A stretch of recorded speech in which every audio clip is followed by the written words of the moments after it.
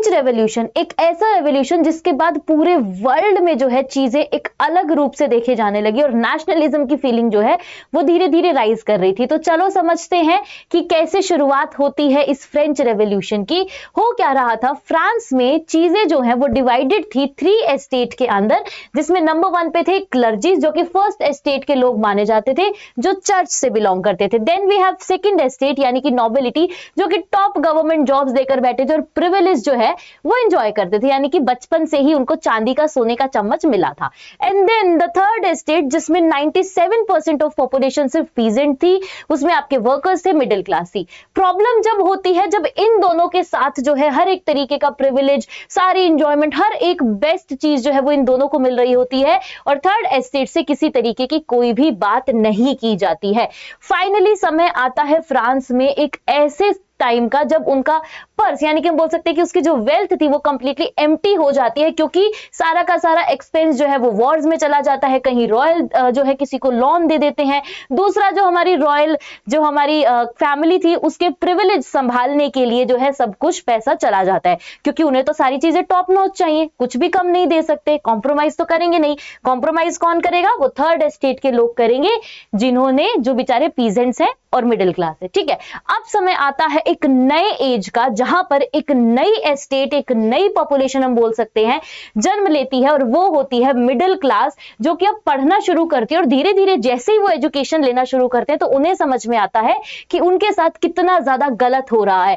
इसीलिए 3 अलग अलग लोग जो है वो आते हैं और अपनी अपनी फिलॉसफी जो है वो देते हैं और लोगों को ये समझाते हैं कि बस अब बहुत हुआ सहन करना, अब समय है अपने लिए लड़ने का और रिवोल्ट करने का। इसी सब चीजों को देखते हुए जो वहां के लुइस 16 जो उस टाइम के राजा थे, उन्होंने एक एस्टेट जर्नल की मीटिंग बुलाते हैं और उस एस्टेट जर्नल की मीटिंग में जो थर्ड एस्टेट के लोग हैं वो लोग डिमांड करते हैं कि आप हमें भी 1 वोट 1 पर्सन का राइट दीजिए जैसा कि आप लोगों के पास है। बट अनफॉर्चुनेटली ऐसा नहीं होता है, उन्हें वो राइट देने से मना कर दिया जाता है और जो वहां के थर्ड एस्टेट के लोग होते हैं वो लोग गुस्से में आते हैं और अनाउंस करते हैं कि हम आज से नेशनल असेंबली है और अब से हम लोग जो है फ्रांस के ट्रू रिप्रेजेंटेटिव है, यानी कि फ्रांस जो है वो हमारा है, राइट।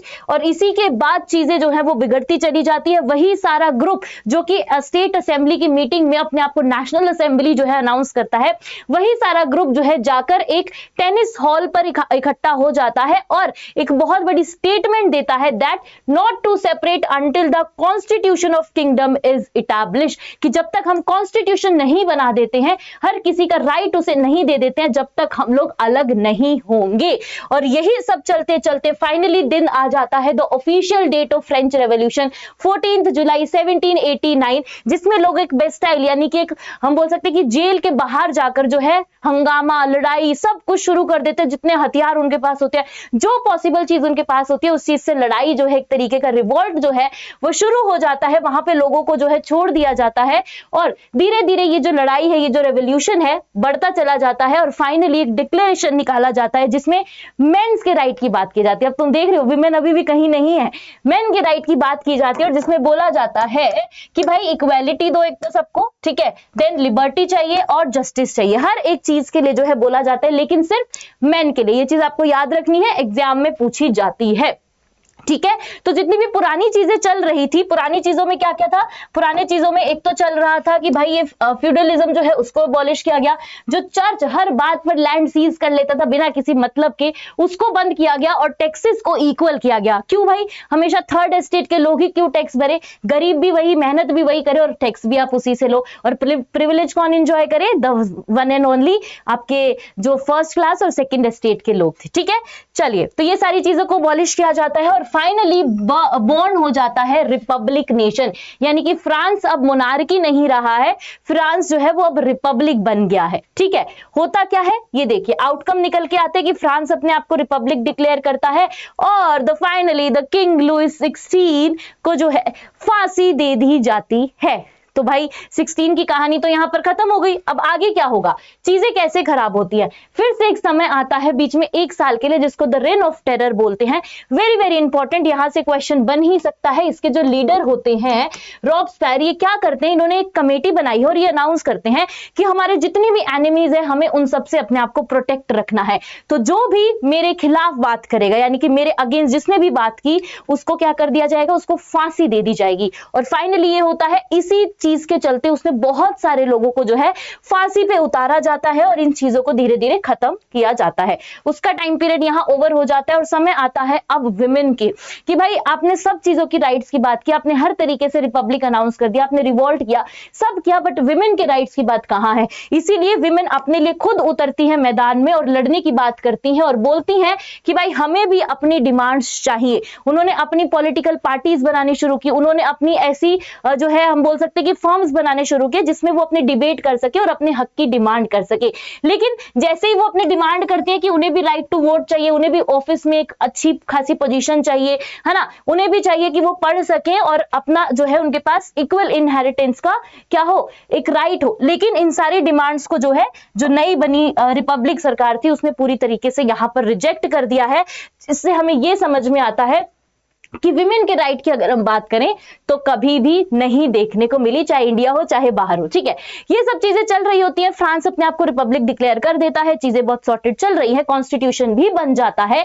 लेकिन फिर एक एंट्री होती है नेपोलियन बोनापार्ट की, कब, इन 1799, जो कि फ्रांस में कदम रखता है और उसे अपने लिए वहां पर एक गोल्डन फ्यूचर नजर आता है। और वो आते ही क्या करता है, धीरे धीरे सारी चीजों को सीज कर लेता है, पावर को सीज कर लेता है और अपने आप को वहां का राजा डिक्लेयर कर देता है। अब नेपोलियन के आने से लोग बहुत ज्यादा खुश भी थे, क्योंकि नेपोलियन ने कहीं ना कहीं ऐसे रिफॉर्म्स किए थे जो कि लोग चाहते थे कि कोई सरकार आए और ऐसे रिफॉर्म्स करे। क्या क्या थे वो रिफॉर्म्स, देखिए।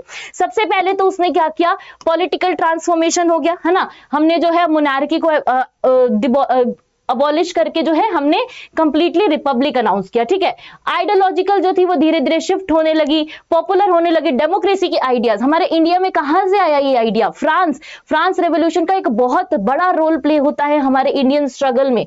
ठीक है, लिबर्टी, इक्वलिटी, इन सब चीजों की बात होने लगी। एंड फाइनली एक गोल्डन इंस्पिरेशन जिसमें बात होने लगी रेवोल्यूशन की, कि भाई अगर आपको आजादी चाहिए, अगर आपको इन बुरी चीजों से बचना है, मोनार्की से हटना है, तो आपको रिवोल्ट करना पड़ेगा, आपको अपने हक की लड़ाई खुद ही लड़नी पड़ेगी। ठीक है, ये था पूरा चैप्टर फ्रेंच रेवोल्यूशन, जिसकी कहानी आपके मोनार्की से रिपब्लिक में बदलने की थी। ठीक है, तो इसी के साथ हमारा चैप्टर का रैपिड रिवीजन होता है यहीं पे एंड। मिलते हैं ऐसे ही एक अनदर रैपिड रिवीजन में, तब तक के लिए बाय, टेक केयर।